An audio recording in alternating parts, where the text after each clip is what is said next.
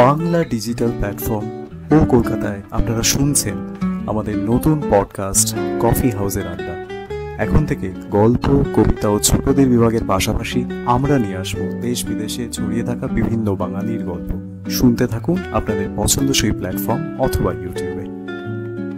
আমার মনে আছে যখন স্কুল থেকে ফিরতাম ক্লাস 1-2-তে আমি বিভিন্ন সিরিজের গল্প বলতাম, যেগুলো যেমন ড্র্যাকুলার গল্প বলতাম, কিন্তু ওই একটা ঝাঁপ তো মারতে হয় জলে, সেই ঝাঁপটা আমি 2018-তে মারিতে। এটা মাথায় রাখাটা খুব দরকার যে দর্শক যে কোনো সময়ে বেরিয়ে যেতে পারে। তুমি যদি দর্শককে হুক করে না রাখতে পারো তাহলে সে চলে যেতে পারে এবং তোমার ভিউজ কমে যাবে এবং সেভাবেই তুমি জাজড হবে। তো সেটা একটা খুব বড় প্রেশার। আমনিরার কিছু বিষয় দেখে আমি খুব মুগ্ধ হয়ে যাই। সেটা হচ্ছে উনি অ্যাকচুয়ালি খুব এক্সপার্ট একজন ইউরোপিয়ান আর্টে প্রশিক্ষিত একজন পোর্ট্রেট আর্টিস্ট ছিলেন। এবং প্রথমেই কিছু, যদি এখনো কলকাতা মিউজিয়ামে যাও তুমি দেখতে পাবে জামনি রায়ের পোর্ট্রেট, যেগুলো সম্পূর্ণ আলাদা ওর পরের ছবির থেকে। রায় বিনোদ বিহারীর শেষ বয়সে ওনার দৃষ্টি প্রায় উনি হারিয়ে ফেলেন, হ্যাঁ, কিন্তু তবুও তিনি তার সৃষ্টি থেকে উনি থেমে যাননি, তৈরি করতে থেমে যাননি। উনি তো তখনও কাজ করে গেছেন এবং যখন ওকে জিজ্ঞেস করা হয়েছে যে আপনি কিভাবে করছেন, আপনিও দেখতে পান না, তখন উনি বলেন যে দেখার একটা অন্য দৃষ্টি আছে। শুধু একটা জীবনই বাঁচছো না, হয়তো তোমার সাথে তোমার আরো 4টে জীবন তুমি বা আরো অসংখ্য জীবন তুমি একসাথে বাঁচছো, যেটা তুমি হয়তো জানো না। মানে আমাদের যে না পাওয়াগুলো সেটা হয়তো আমরা অন্য একটা জীবনে পাচ্ছি, কিন্তু আমরা এই জীবনে যেটা পাচ্ছি সেটা নিয়ে হয়তো আমরা সেটাকে যথেষ্ট আমরা অ্যাপ্রিসিয়েট করছি না। আমরা প্রোডাকশানে যখন করতে এলাম আমরা বুঝলাম এটা একটা হিউজ চ্যালেঞ্জ, হ্যাঁ, এবং আমরা প্রথমে ঠিক করলাম যেটা হয়তো আমরা করতে পারবো না, কারণ আমাদের যে বাজেটে আমরা একটা ইন্ডি ছবি করছি এবং খুবই স্বল্প বাজেটে তৈরি প্ল্যান প্রথমে অ্যাকচুয়ালি শ্যুটে আমরা তখনও ভাবিনি যে আমরা, যেটা পরবর্তীকালে পোস্ট প্রোডাকশানে তখন আমাদের একটা কনফিডেন্স বেড়েছে, তখন আমরা আরও খরচ করেছি। কিন্তু শুটিং মানে প্রি প্রোডাকশানে আমাদের বাজেট অনুযায়ী আমাদের এটা করা সম্ভব ছিল না। কিন্তু একটা সময় আমাদের সবার জেদ চেপে গেল যে এটা আমরা করবই। এই ছবিটা বিদেশেও দেখানো হয়েছে অনেক জায়গায় এবং তাদেরও অনেক মন্তব্য আমরা পেয়েছি। দিল্লিতে হ্যাবিটেট ফিল্ম ফেস্টিভ্যালের ছবিটা খুবই বড় ফেস্টিভ্যাল, হ্যাবিটেট ফিল্ম ফেস্টিভ্যাল খুবই প্রেস্টিজিয়াস, সেখানে দিল্লির বহু মানুষ এসেছিল। তাদের যে রেসপন্স আমাদের খুব ভালো। এরা দর্শক এটা ভালোবাসবে বলে এই ছবি বানাবো, এটা ভাবাটা সব থেকে বড় মানুষের পাগলামি মানুষের সবচেয়ে বড় স্ট্রেংথ। আমাদের ভুল, আমাদের মিস্টেকটাই আমাদের সব থেকে বড় স্ট্রেংথ। পৃথিবীর সব থেকে বড় বড় আবিষ্কার বা সেগুলো কোনো একটা ভুল থেকে এসছে, কোনো একটা মিস্টেক থেকে এসছে। এবং নমস্কার বন্ধুরা, কফি হাউসের আড্ডা সিজন 2-তে আপনাদের সবাইকে স্বাগত। আমি অভিদীপ। আজকে আমাদের সাথে আড্ডা দিতে এসেছেন একজন ফিল্ম মেকার। তার পরিচয়টায় আসছি। 2024-এর কলকাতা ফিল্ম ফেস্টিভ্যালে ওনার ছবি ধ্রুবর আশ্চর্য জীবন বেঙ্গলি প্যানোরামাতে সেরা ফিল্মের তকমা পেয়েছিল। আপনাদের সঙ্গে আলাপ করিয়ে দিই ফিল্ম মেকার অভিজিৎ চৌধুরী। অনেক ধন্যবাদ Abhideep, thank you for inviting me in this discussion. Welcome to coffee হাউসের আড্ডা। আমাদের আড্ডায় কিন্তু তুমি প্রথম ফিল্ম মেকার গেস্ট। এর আগে কবি, সাহিত্যিক, মিউজিশিয়ান অনেকে এসছেন, পাবলিশার, ফিল্ম মেকার গেস্ট তুমি ফার্স্ট। ধ্রুবর আশ্চর্য জীবন হল রিলিজ করেছিল 28 ফেব্রুয়ারি 2025-এর। ছবিটা দেখে আমি অভিজিৎদাকে পার্সোনালি জানিয়েছিলাম যে আমার সিনেমাটা অনবদ্য লেগেছে এবং এটা নিয়ে একটা লং ডিউ আড্ডা আমাদের পেন্ডিং ছিল। আজকে ফাইনালি সেটা হচ্ছে। তো আমরা অভিজিৎদার সিনেমা সম্বন্ধে জানবো, অভিজিৎদার journey as a film maker সেগুলো সম্বন্ধে জানবো। তার আগে আপনাদের যে রিকোয়েস্টটা প্রত্যেকবার করি, আমাদের চ্যানেলটা প্লিজ একটু সাবস্ক্রাইব করে দিন। আমাদের ভিডিওগুলো ভালো লাগলে একটু শেয়ার করুন, আমাদের চ্যানেলটা রিচ বাড়বে, আমরা আরও গেস্টদের আপনাদের সামনে নিয়ে আসতে আমাদের সুবিধা হবে। তো অভিজিৎদা এবার আড্ডায় ঢুকি। একদম ধ্রুব নিয়ে আমরা কথা বলবো, তার আগে আমাকে কয়েকটা জিনিস বলো। মানে আমি ফেসবুকে তোমার লেখা পড়েছি, তুমি খুব সুন্দর অনবদ্য গল্প লেখো। তোমার স্টোরি টেলিং এর স্টাইলটা আমার খুব ভালো লাগে। তো তুমি গল্প বলার মিডিয়াম হিসাবে সিনেমাকে কেন বেছে নিলে? মানে শুধু গদ্য নয় কেন, মানে তুমি তো গল্প খুব ভালো লেখো, আমি পড়েছি এবং মানে দায়িত্ব নিয়ে বলছি এটা। আসলে সবকিছু তো একটা স্টোরি টেলিং এর ফর্ম। আমি ছোটবেলায় যেটা আমার একটা অভ্যেস ছিল যে বন্ধুদের গল্প বলা। আমার মনে আছে যখন স্কুল থেকে ফিরতাম ক্লাস 1-2 তে আমি বিভিন্ন সিরিজের গল্প বলতাম, যেগুলো যেমন ড্রাকুলার গল্প বলতাম, নিজেই বানিয়ে। তো আমার অ্যাকচুয়ালি ছোট থেকে গল্প বই পড়ার খুব একটা ভালো লাগার জায়গা ছিল। আমার বাড়িতে অদ্ভুত কারণে কোনোদিন স্কুলের পড়াশোনার জন্য চাপ দেয়নি। আমি খুব খেলতে ভালোবাসতাম, খেলাধুলো করতাম আর বিভিন্ন গল্পের বই পড়তাম। এবং এই গল্প বলার ধরনটা কখন দুটোভাবে, এবং আমি বর্ধমানে বড় হয়েছি। যেখানে জীবনটা বর্ধমান শহরে একটা খুব ছোট বাউন্ডারির মধ্যেই আমাদের জীবনটা ছিল। এই জানলা বলতে দুটোই বিষয় ছিল, একটা হচ্ছে গল্পের বই, একটা হচ্ছে সিনেমা। তো সিনেমার প্রতি একটা আকর্ষণ ছোট থেকেই ছিল। আমার দেখা প্রথম সিনেমা হচ্ছে জুরাসিক পার্ক মায়ের সাথে। তো সেই জন্য একটা খুব লোভ ছিল ওইরকম ইমাজিনেশন করা, ওরকম কোনোদিন গল্প বলার সুযোগ খোঁজা। তো লেখা বা সিনেমা বানানো এই প্যাশনগুলো তখন থেকেই মনে হয় ঢুকেছিল জীবনে। মানে সিনেমার জগতের একটা টান ছোটবেলা থেকে তোমার মধ্যে হ্যাঁ, ছিল। হ্যাঁ। আচ্ছা, বেশ। বর্ধমানে বড় হওয়া, হুম, তারপর সেখান থেকে তুমি ইঞ্জিনিয়ারিং পাশ করে আইটিতে ঢুকলে, হুম, অনেক বছর চাকরি করে হুম, এই যে জাম্পটা নিলে হুম, ফুল টাইম সিনেমা বানানোতে হুম, তুমি আসলে, মানে হুম। এটা কেন, মানে কতটা রিস্ক, মানে একটা নিশ্চিন্ত পেশার তো একটা ব্যাপার থাকে, সেখান হুম। থেকে একটা অনিশ্চিতের দিকে তুমি যে ঝাঁপটা দিলে, মানে সেটা কি ভেবে, মানে আসলে আমি বহু বছর ধরে প্রিপারেশন নিয়েছি তার আচ্ছা, জন্য। আমি একটা খুব মধ্যবিত্ত বাড়ি থেকে বড় হয়েছি, বর্ধমানে বড় হয়েছি, এবং আহ, এই এটা সবসময় মাথায় ছিল যে বাবা মা এত কষ্ট করে পড়াচ্ছেন, তার সেই রেসপন্সিবিলিটিটা নিতে হবে আর কি। মানে আমি কলকাতায়, আমি অ্যাকচুয়ালি শিবপুর বি কলেজে পড়তে আসি, এবং তখন ওই সিনেমা দেখার গল্প লেখার এই প্যাশনটা রেখে দিয়েছিলাম। তারপর যখন কর্মজীবনে আসি তখন আমি চাকরি করার পাশাপাশি বিভিন্ন জায়গায় সিনেমা নিয়ে পড়তাম, বিভিন্ন ওয়ার্কশপে চলে যেতাম, বন্ধুদের নিয়ে শর্ট ফিল্ম বানানোর চেষ্টা করতাম। এবং একটা সময় আমি এই যে সিনেমার যে বিভিন্ন ডিপার্টমেন্ট, ক্যামেরা, এডিটিং, সাউন্ড, এই জিনিসগুলো নিয়ে আহ, অনেক বছরের চেষ্টা কিছুটা শিখতে পারলাম একটা সময়। এবং আমি একটা ছবিও বানিয়েছিলাম, একটা ইন্ডিপেন্ডেন্ট ফিল্ম, খুব কম টাকায়। তখন এই একটা কনফিডেন্স তৈরি হলো যে আমি হয়তো সারভাইভ করে নিতে পারবো কোনো না কোনো ডিপার্টমেন্টে কাজ করে অ্যাটলিস্ট। হ্যাঁ, এবং এই একটা রিস্ক তো ছিলই, খুব বড় রিস্ক ছিল, কিন্তু ওই একটা ঝাঁপ তো মারতে হয় জলে, সেই ঝাঁপটা আমি 2018-তে মারি আর কি। বেশ।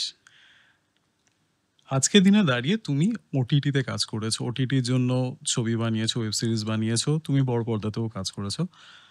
ওটিটি মাধ্যম হিসাবে কতটা আলাদা, মানে বড় পর্দাতে কাজ করার থেকে ওটিটি কতটা আলাদা? ওটিটিতে একটা বিষয় সবাইকে মাথায় রাখতে হয় যে ওটিটিতে এটা মাথায় রাখাটা খুব দরকার যে দর্শক যে কোনো সময়ে বেরিয়ে যেতে পারে। তুমি যদি দর্শককে হুক করে না রাখতে পারো, তাহলে সে চলে যেতে পারে এবং তোমার ভিউজ কমে যাবে, এবং সেভাবেই তুমি জাজড হবে। তো সেটা একটা খুব বড় প্রেশার। এবং আমাদের এখানে যে ওয়েব সিরিজ হয় বাংলায়, তার দৈর্ঘ্য, প্রতিটা এপিসোডের দৈর্ঘ্য অনেক সময় 20 মিনিট বা 30 মিনিট হয়। বাইরে যেটা 1 ঘন্টা বা 45 মিনিটস হয়, সেখানে এই দৈর্ঘ্যটা কম হয়। সেটার জন্য একটা স্ট্রাকচারে প্রভাব পড়ে খুব। আহ, না, আমরা যখন একটা স্টোরি স্ট্রাকচার লিখি, একটা স্ক্রিন প্লেতে যখন স্ট্রাকচারটা তৈরি করি, এই ছোট ফরম্যাট হওয়ার জন্য বাঁকগুলো খুব তাড়াতাড়ি আসতে হয়, কার্ভগুলো। এবং সেটা অনেক সময় একটু জোর করে হয়ে যেতে পারে, এরকম লাগতে পারে বিষয়টা। বড় পর্দায় তুমি একবার দেখে নিলে দর্শককে, তুমি এটুকু জানো যে সে শেষ অবধি আছে, অ্যাটলিস্ট ইন্টারভেল অবধি আছে, তুমি গল্পটা জমিয়ে বলার সুযোগ পাও। সেই একটা অ্যাডভান্টেজ সিনেমা তোমাকে দেয়। এবং যেহেতু একটা বড় স্ক্রিনে তুমি গল্প বলছো, এবং তুমি 5.1 এই সাউন্ড সিস্টেমটার একটা সুবিধে পাচ্ছ। তোমার কিছু কিছু বিষয় তুমি এভাবেও রাখতে পারো যে যেখানে তুমি নন ন্যারেটিভ কিছু জিনিস তুমি দেখাচ্ছ, কিন্তু মানুষ তবুও সেই ফিলিংসটা, সিনেম্যাটিক ফিলিংসটা উপভোগ করছে। যেটা অনেক অনেক পুরস্কার প্রাপ্ত ছবির ক্ষেত্রে আমরা দেখেছি যে সেখানে হয়তো খুব ধরা বাঁধা ছকের কোনো গল্প নেই, কিন্তু গল্পের দৃশ্য এবং শব্দ তোমাকে একটা জগতে নিয়ে যাচ্ছে। সেটা সিনেমা মাধ্যমের একটা ক্ষমতা। ওটিটিতে গল্পটা খুব ইম্পর্টেন্ট, ওটিটিতে ন্যারেটিভটাই ম্যাটার করে। ইট কেম ফ্রম টিভি। অ্যাকচুয়ালি আমরা ওটিটি বলে আলাদা বলি ভারতবর্ষে, কিন্তু অ্যাকচুয়ালি এটা টেলিভিশন, এবং টেলিভিশন মিডিয়ামটা আমেরিকায়, ইংল্যান্ডে, ইউরোপে 1960 থেকেই খুব শক্তিশালী মিডিয়াম, এবং সেখানে ডিফারেন্ট জনরার কাজ হয়েছে। এবং তারা খরচ করতেও পিছপা না। আমরা সবাই গেম অফ থ্রোনস জানি, ব্রেকিং ব্যাড জানি, যেগুলো দুর্ধর্ষ, কিন্তু কাজ। এগুলো সবই ন্যারেটিভ স্ট্রাকচার। আমাদের এখানে টেলিভিশন একটা সময় খুব অনেক কিছু এক্সপেরিমেন্ট হয়েছে টেলিভিশনে, কিন্তু তারপর আমরা মেনলি একটা সোপ ড্রামাতে চলে গেছি। আমাদের সিরিয়ালের ফরম্যাটটা একটু আলাদা, এবং সেখান থেকে আমাদের ওটিটিটা কন্টেন্টটা জন্য টেলিভিশন থেকে আলাদা। আমরা সেটা ওটিটি হিসেবে আলাদাভাবে বলছি, হ্যাঁ, কিন্তু হয়তো ভবিষ্যতে এটা মিশেও যেতে পারে। কিন্তু এই মানে এটা সবসময় ঠিক এটা সবসময় প্রযোজ্য এটা হবে আমার মনে হয় যে টেলিভিশন বা মোবাইল এইসব মাধ্যমে যখন মানুষ গল্প দেখে, তখন ন্যারেটিভটার একটা বড্ড বেশি ইম্পর্টেন্স থাকে। সেই জন্য দেখবে যে রাইটারদের ভূমিকা অনেক বেশি টেলিভিশন, সেটা টেলিভিশনের সিরিয়াল হোক বা সিরিজ হোক।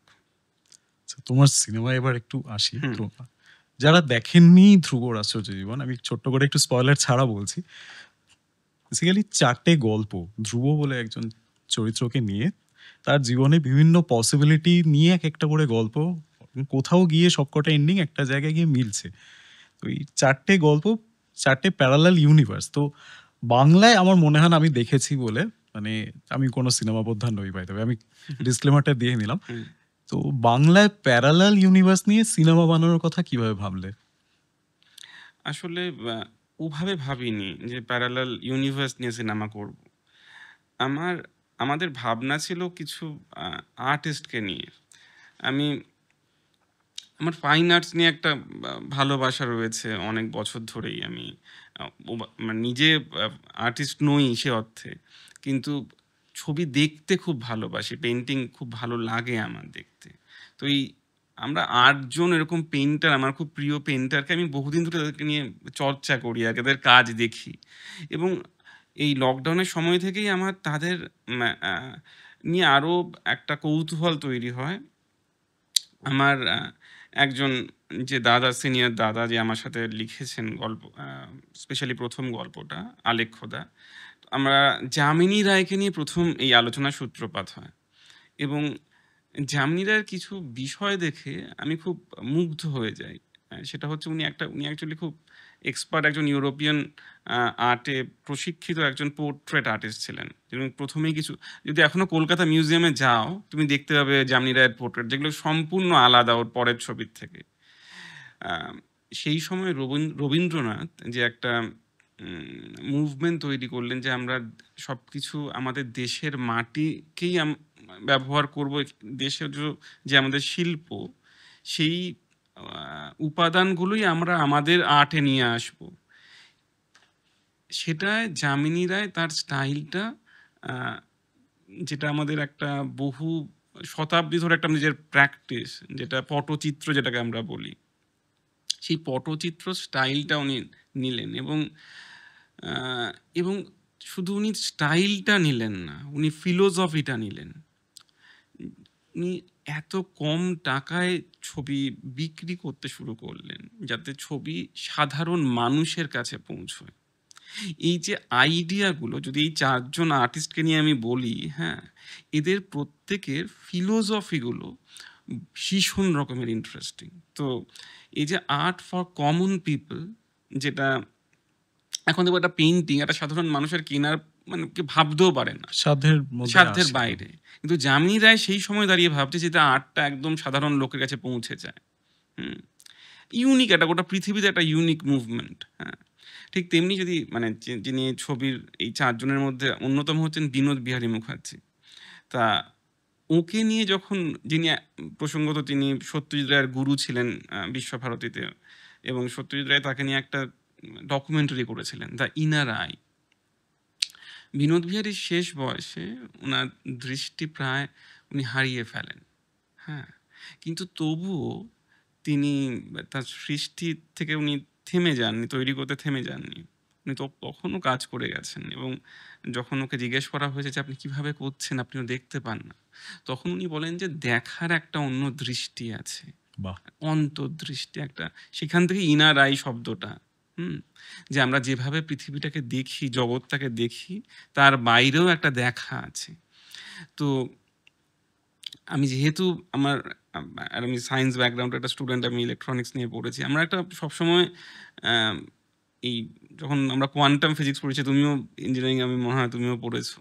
তো এই একটা যে এই কোয়ান্টাম যে ওয়ার্ল্ড, হ্যাঁ, সেটা নিয়ে একটা চিরকাল একটা আমার ভয়ানক ইন্টারেস্ট রয়েছে, এবং অবভিয়াসলি উই অল এই সায়েন্স ফিকশন ছবি, সেটা নোলানের ছবি হোক বা আরও প্রচুর সায়েন্স ফিকশন ছবির আমিও খুব বড় ভক্ত।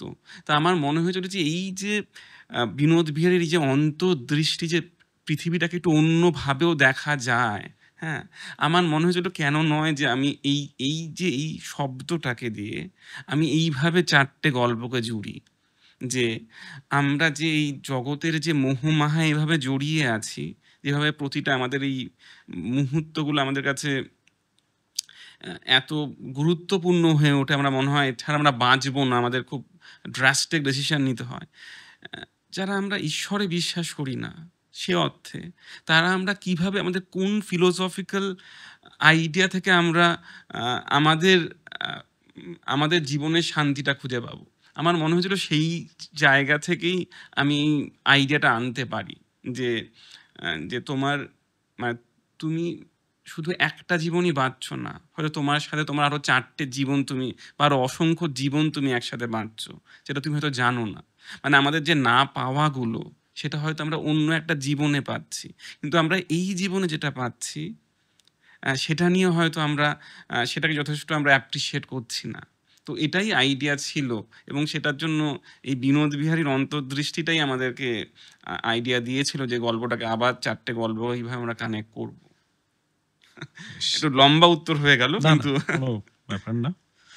তুমি 4 জন আর্টিস্টের কথা বললে, তোমার ছবিতে তুমি ট্রিবিউট দিয়েছো। হুম, গগনেন্দ্রনাথ ঠাকুর, যামিনী রায়, বিকাশ ভট্টাচার্য আর বিনোদ বিহারী মুখার্জি। এই 4 জনকে, 2 জনের কথা তুমি অলরেডি বললে, তো এই 4 জনকেই বেছে নেওয়ার এটাই উদ্দেশ্য, মানে তুমি হ্যাঁ, এদের আর্ট ফিলোসফি দিয়ে মানে ইন্ট্রিগড ছিলে ভীষণ। হ্যাঁ, এরা প্রত্যেকেই একটু আলাদা। মানে আমরা আমরা এখন যেখানে একটা প্রচন্ড রকমভাবে কনজিউমারিস্ট ওয়ার্ল্ডে বাস করছি, এবং যেখানে আমাদের কাছে এই অর্থ হোক, ফেম হোক, এই সাকসেসগুলি প্রচন্ড আমাদের কাছে জীবন মরণ ম্যাটার হয়ে যাচ্ছে। আমরা দেখছি ইউটিউবার কিছু, মানে যারা ফেম থেকে পড়ে গিয়ে তারা সুইসাইড করছেন, ঠিক আছে? সেইখানে 4 জনের যে ভাবনা চিন্তাগুলো, মানে এই মুভমেন্টটাকে হয়তো তুমি জানো, এটাকে বেঙ্গল স্কুল অফ আর্ট বলে, যেখানে আরো অনেক শিল্পী রয়েছে। আমরা অ্যাকচুয়ালি প্রথমে আরো 8 জন, আরো 4 জন ছিলেন, রামকিঙ্কর বেজ, নন্দলাল বসু, অবনীন্দ্রনাথ ঠাকুর। আমরা সবাইকে নিয়েই রিসার্চ করেছিলাম ইনিশিয়ালি, যে এবং এই প্রত্যেকে, এদের মধ্যে এরা কেন বাকিদের থেকে আলাদাভাবে কাজ করছেন, তারা কিভাবে তাদের চারদিকের সমাজটাকে দেখছেন, সেটা আমাদের কাছে খুব ইন্টারেস্টিং ছিল। যেমন গগন ঠাকুর, উনি সেই সময় প্রথম যিনি অ্যাকচুয়ালি ভারতবর্ষে কিউবিজম করেছেন, ঠিক আছে? এই উনি রবীন্দ্রনাথের যত নাটক, তার প্রতিটা নাটকের সেট এবং কস্টিউমের ডিজাইন ওর তৈরি। উনি একজন মানে অসাধারণ তার প্রতিভা, কিন্তু কিছুটা দাদা অবনীন্দ্রনাথের আলোতে উনি অ্যাকচুয়ালি একটু ঢাকা পড়ে গেছিলেন। হ্যাঁ, কিন্তু ওর যে মানে ওর কয়েকটা বিষয়কে আমরা ছুঁয়েছি গগনেন্দ্রনাথের, এবং তার মধ্যে একটা খুব ইম্পর্টেন্ট পার্ট হচ্ছে কস্টিউম, ঠিক আছে?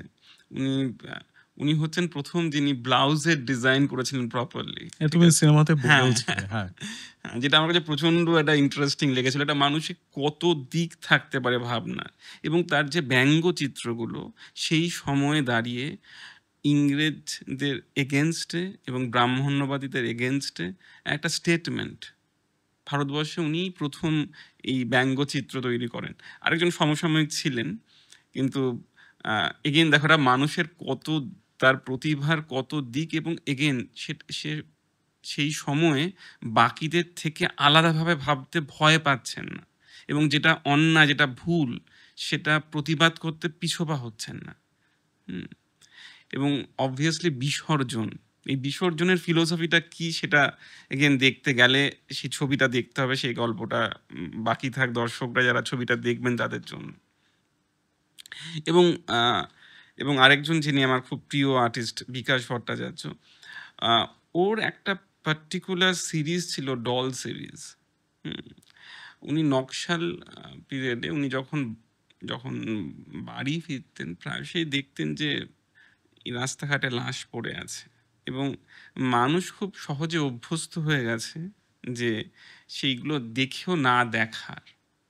তো উনি করলেন কি, সেই ওদের আনকমফোর্টনেসটা ফিল করানোর জন্য ওই পুতুলগুলো, যেগুলো দেখে মনে হবে মৃত শিশু, সেগুলো বাড়ির কখনো টেবিলের ড্রয়ারে, কখনো বারান্দায়, এরকম বিভিন্ন জায়গায় উনি প্লেস করা শুরু করলেন। এটাকে বলা হয় সোশ্যাল হরার।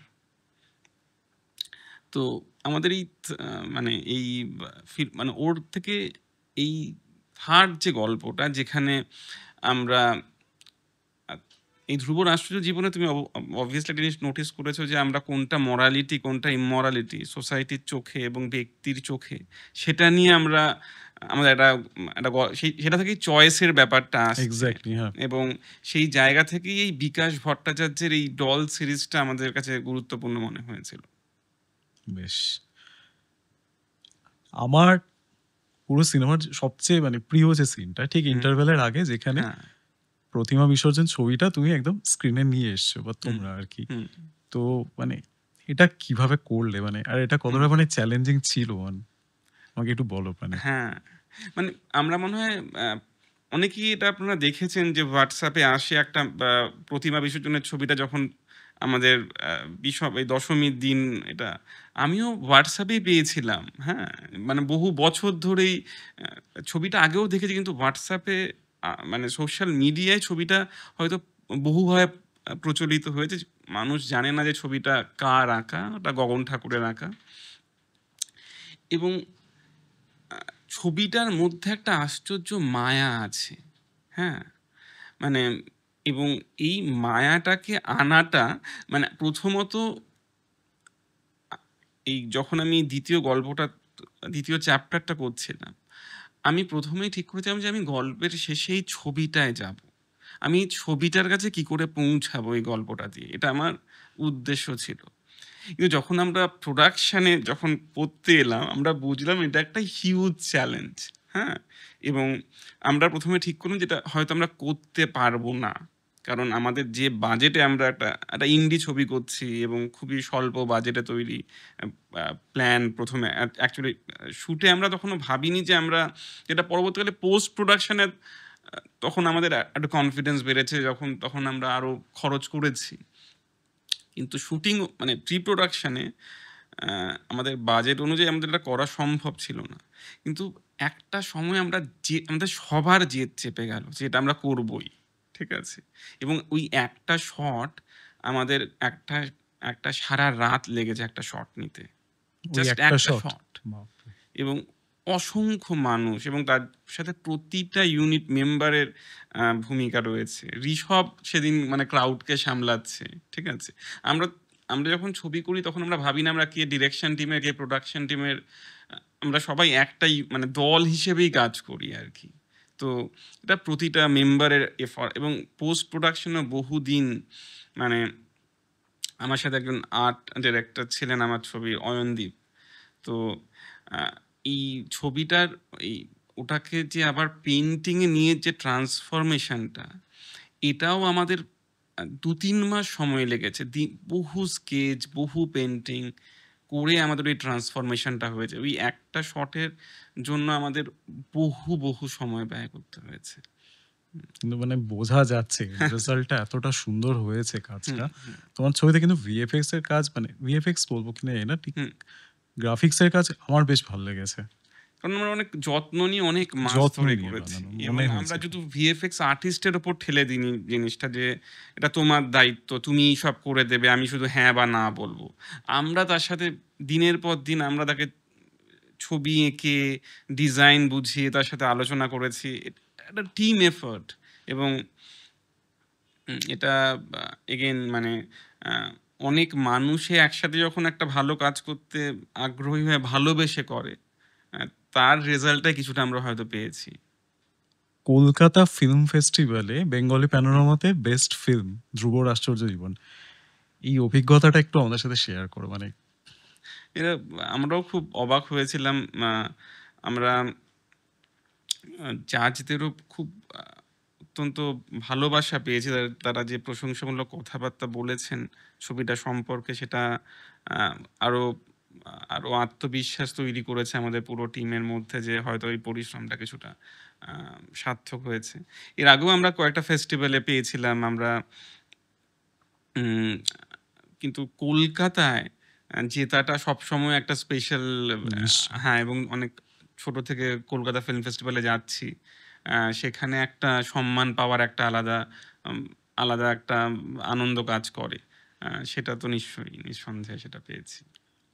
হল রিলিজ হলো 2025-এরই ফেব্রুয়ারি, 28 ফেব্রুয়ারি হুম, বের হয় না? হুম। তো হল রিলিজের পরে কেমন রেসপন্স কেমন পেলে সিনেমা? যেটা সাধারণ মানুষের কাছে যেটা পেয়েছি আমরা, এবং মানে ক্রিটিকদের কাছেও যে ভালোবাসাটা পেয়েছি, সেটা সত্যি আমাদের খুব মন ছুঁয়ে গেছে, বা পরিশ্রম যেটা করেছি তার কিছুটা ফেরত পেয়েছি তার থেকে। ছবিটা আমরা একটাই আমাদের আফসোস ছিল, যে আমরা হাতে খুব কম সময় পেয়েছিলাম ছবিটাকে প্রমোট করার জন্য, এবং খুব স্বল্প বাজেট পেয়েছিলাম, এবং যে আমাদের যে হাউসগুলো মিলে আমরা করেছি ছবিটা, তাদের কাছে আমাদের এটা প্রথম কাজ। তো আমরা প্রমোশনের যে পুরো স্ট্র্যাটেজিটা হয়তো আরেকটু বেটার করলে আরো বেশি মানুষ, যেমন কলকাতা ফিল্ম ফেস্টিভ্যালে লোকে দুটো দিনই লোকে হল ভেঙে দেখেছেন, অজস্র মানুষ ছবিটা নিয়ে কথা বলেছেন, নন্দনে 3টে সপ্তাহে আমাদের হাউসফুল হয়েছে, ঠিক আছে। কিন্তু আমার মনে হয় যখন 28 ফেব্রুয়ারি যখন মাল্টিপ্লেক্সে রিলিজ হয়, অ্যাকচুয়ালি তখন নন্দন বন্ধ ছিল। নন্দন অ্যাকচুয়ালি 2 সপ্তাহ পর খোলে আর কি, ওহো! তারপরে 3 সপ্তাহ নন্দন চলে। বাকি মাল্টিপ্লেক্সের সময় আমাদের প্রচারটা আরেকটু বেশি করলে হয়তো আরো বেশি মানুষের কাছে পৌঁছতে পারতাম। যেটা ভালো লেগেছে যে বিভিন্ন বয়সের মানুষ, বা বিভিন্ন সমাজের বিভিন্ন জায়গা থেকে আসা মানুষ, তাদের যে রেসপন্স, তাদের যে ছবিটা সম্বন্ধে বিভিন্ন মতামত, সেটা আমাদের খুব আহ, আহ, আমাদের একটা উম, ভালো লেগেছে। একটা খুব ডিফারেন্ট কাইন্ড অফ তাদের টেক, যেটা মনে হয় তখন তুমি একটা ছবি বানানো, তুমি অ্যাকচুয়ালি অনেকগুলো ছবি বানিয়েছো। মানে একদম যারা একদম ইয়াঙ্গার অডিয়েন্স, স্কুলের ছেলেরা, স্কুলের স্টুডেন্ট বা কলেজের স্টুডেন্ট, তাদের কাছে ছবিটার একটা অন্য মজা আছে। তাদের কাছে ছবিটা এরকম যে আমরা বাইরে মাল্টিভার্স ছবি দেখেছি, এবার প্রথম কলকাতায় দেখলাম, ওটা ওদের খুব এক্সাইটেড, ঠিক আছে। আহ, যারা একটু বয়স্ক মানুষ, যারা 40 মানুষ, মহিলা বা পুরুষ, তাদের কাছে ছবিটা অনেকটা আহ, তাদের কাছে এটা রিয়েলাইজেশনটা আমার খুব ভালো লেগেছে। তাদের কাছে এই চয়েসের ব্যাপারটা তাদেরকে খুব দাগ কেটেছে। হ্যাঁ, যে এই একটা চয়েস যে জীবনকে একটা দিক থেকে অন্য দিকে নিয়ে যেতে পারে। হুম। তো এইভাবেই আমার মনে হয় যে বিভিন্ন বিভিন্ন মানুষের কাছে ছবিটা ডিফারেন্ট বার্তা নিয়ে পৌঁছেছে কিছু কিছু ক্ষেত্রে। কিছু ক্ষেত্রে আবার সমালোচনাও শুনেছি, যে অনেকের কাছে মনে হয়েছে যে তোমরা এই 4 নম্বর চ্যাপ্টারটা কেন করলে, গল্পটার জনরাটা কেন বদলালে, এটাও শুনেছি। হ্যাঁ, এবং এই ছবিটা বিদেশেও দেখানো হয়েছে অনেক জায়গায়, এবং তাদেরও তাদেরও অনেক মন্তব্য আমরা পেয়েছি। দিল্লিতে হ্যাবিটেট ফিল্ম ফেস্টিভ্যালের ছবিটা খুবই বড় ফেস্টিভ্যাল, হ্যাবিটেট ফিল্ম ফেস্টিভ্যাল খুবই প্রেস্টিজিয়াস, সেখানে দিল্লির বহু মানুষ এসেছিল, তাদের রেসপন্স আমাদের খুব ভালো লেগেছে। তো এটা বুঝতে পেরেছি যে বাংলায় যে মানুষ বলে যে এক্সপেরিমেন্ট করলে মানুষ দেখবে না, এই কথাটা ভুল। মানে আমরা ছবি নিয়ে আরও এক্সপেরিমেন্ট করতে পারি। আসলে আমরা সবসময় যে শুধু মানে ইকোনমিক সাকসেস নিয়েই ভাবতে হবে, যে আহ, আমি তাই জন্য আমার দুজন প্রডিউসার কনসেপ্ট কিউবের কেশ গায়ন এবং ফোর্থ ফ্লোর এন্টারটেনমেন্টের নীলারুণ, যারা ছবিটাকে প্রডিউস করেছে, তাদের কাছে আমি ভীষণভাবে কৃতজ্ঞ যে তারা একটা এরকম একটা ইউনিক সাবজেক্টকে যে তারা সাপোর্ট করেছেন, এবং তারা প্রথম থেকে জানতেন যে এইটা বাংলায় খুব একটা এমন গল্প যে খুব চলেছে, বা এই ধরনের গল্প যে গল্প নিয়ে একটা রিস্ক থাকে সেটা তারা জানতেন। তবুও তারা এটা সাপোর্ট করেছেন, এবং প্রায় 1-1.5 বছর ধরে আমরা ছবিটা বানিয়েছি। পোস্ট প্রোডাকশন বহু সময় লেগেছে ছবিটা করতে, যেহেতু ভিএফএক্স এর তো কাজ আছে। সেটা খুব কাজে দিয়েছে আর কি। মানে বাংলা সিনেমার দর্শক এরকম একটা সিরিয়াস বা ধরো বলি এক্সপেরিমেন্টাল সিনেমার জন্য রেডি। এইটা আমার মনে হয়েছে, এটা নিয়ে আমি খুব, আমার মনে হয় এরকম ছবি আরো অনেক হবে, যেখানে লোকজন তাদের তাদের কল্পনার থেকে যেরকম গল্প মনে হয় আর কি, সেটা সাহস করে বলতে পারবে, এবং সেখানেই সেটা হলেই না তখনই আরো ডিফারেন্ট কাজ হবে। এই মুহূর্তে যদি তোমায় জিজ্ঞেস করি বাংলা সিনেমা মানে বাংলায় কাজ করার পরিকাঠামো নিয়ে তুমি কতটা খুশি? এমনি বাংলার যে ফিল্ম মেকিং যে সোসাইটি, এটা একটা কাইন্ড অফ খুব বড় যে একটা ইন্ডাস্ট্রি তা নয়। এখানে সবাই সবাইকে চেনে, এবং সেখানে বহু ক্ষেত্রে তুমি সাপোর্টও পাবে সিনিয়রদের থেকে এবং তোমার পিয়ার্সদের থেকে। বাংলায় একটাই যেটা বিষয়, সেটা হচ্ছে যে ওই একটা ওই ডিম আগে না মুরগি আগে একটা কোয়েশ্চেন আছে না? তো আমাদের ফিল্ম মেকারদের মত হচ্ছে যে, বক্তব্য হচ্ছে যে দর্শকরা যদি বেশি করে দেখে তাহলে অডিয়েন্স বাড়বে, রেভিনিউ বাড়বে, তাহলে আমরা আরো বেশি বাজেট দিয়ে ভালো ছবি বানাতে পারবো। দর্শকদের মত হচ্ছে যে আগে তোমরা ভালো ছবি বানাও, মানে এক ধরনের দর্শক আর কি বলছি, যারা একদমই হিন্দি এবং ইংরেজি ছবি বাইরে বাংলা ছবি দেখেন না, তাদের বক্তব্য হচ্ছে তোমরা আগে ভালো ছবি বানাও, যে এমন ছবি বানাও যেগুলো হলিউড বা বলিউডকে বিট করতে পারে, বা সাউথের ছবি বিট করতে পারে, তাহলে তোমার ছবি দেখবো। তো এই একটা সার্কেলে মানে একটা খেলা চলছে। তো এখান থেকে ব্রেক করে কাউকে কিছু হয়তো হয়তো এটা পরিবর্তন হবে। তবে মানে আমি এটা দেখেছি যে একটা সময় 2010 বা এরকম সময়ে এখানের অডিয়েন্সরা সাউথের ছবি নিয়ে খুব মানে খুব ভুরু কোচকাতো যে এটা কি, মানে এরকম হুটহাট এই অ্যাকশন এরকম। এখন সাউথের ছবি দেখে সবাই সাউথের ছবি দেখছে। আমার মনে হয় ছবি ডিফারেন্ট ধরনের হওয়া উচিত, সেটা সব থেকে ইম্পর্টেন্ট। মানে এরা দর্শক এটা ভালোবাসবে বলে এই ছবি বানাবো, এটা ভাবাটা সব থেকে বড় বোকামি। যত আরো ভিন্ন ধরনের স্টোরি টেলার আসবে, যত ভিন্ন জায়গা থেকে ব্যাকগ্রাউন্ড থেকে ফিল্ম মেকাররা উঠে আসবে, তত ভালো ছবি। আজকে দেখো ওই ভেনিসে একজন পুরুলিয়ার মেয়ে, সে শ্রেষ্ঠ পরিচালকের তালিকা পেয়েছে, আজকেই বোধহয় দেখছিলাম।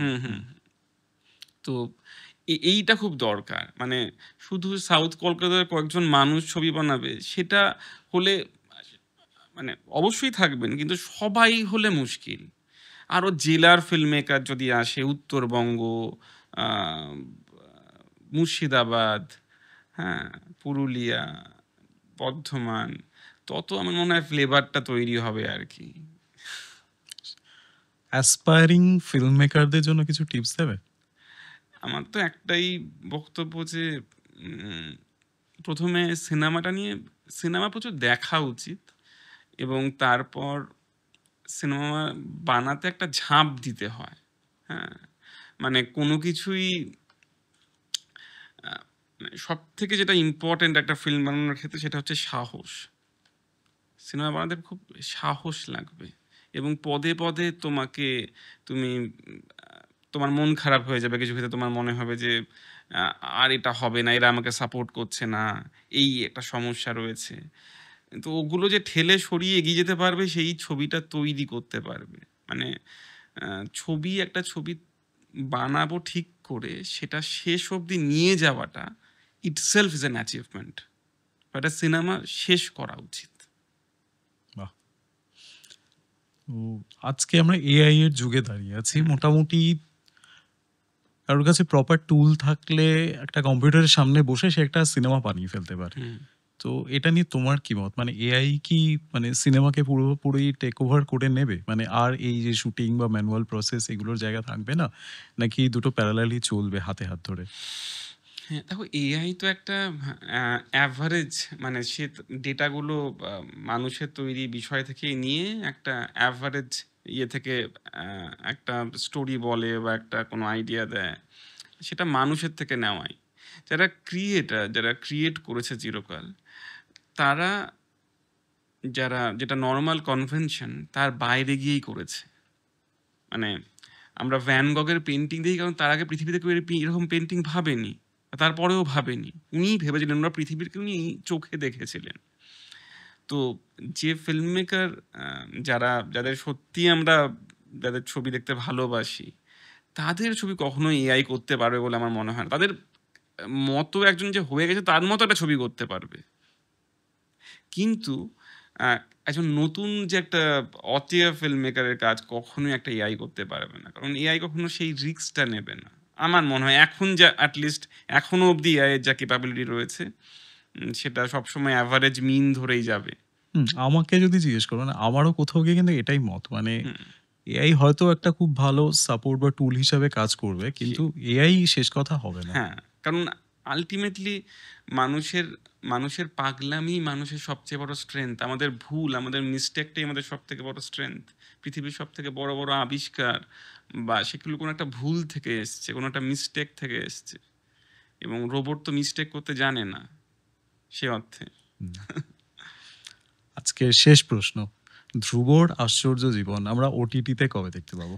আমরা সেটা নিয়েই আমাদের কিছু পরিকল্পনা চলছে। আশা করছি খুব তাড়াতাড়ি একটা ভালো খবর দিতে পারবো। বাহ, অপেক্ষায় রইলাম ওটিটিতে দেখার। হুম। কিন্তু অবশ্যই মানে হলে দেখেছি, তাও সিনেমাটা যারা আপনারা দেখছেন, আপনারা মানে যে শুনলেন, ধ্রুবর আশ্চর্য জীবন ওটিটিতেও আসবে। তো অভিদা, thank you very much Thank you so আমাদের সাথে much. আজকে আড্ডা দিতে আসলে। খুব সুন্দর একটা আড্ডা হলো তোমার সাথে। আবার আমরা বসবো ফিউচারে, Sure, তোমার sure. পরের ছবি নিয়েও আমরা আবার কথা বলবো হুম। ডেফিনেটলি। আজকের মতো আমাদের এপিসোডটা এই পর্যন্তই।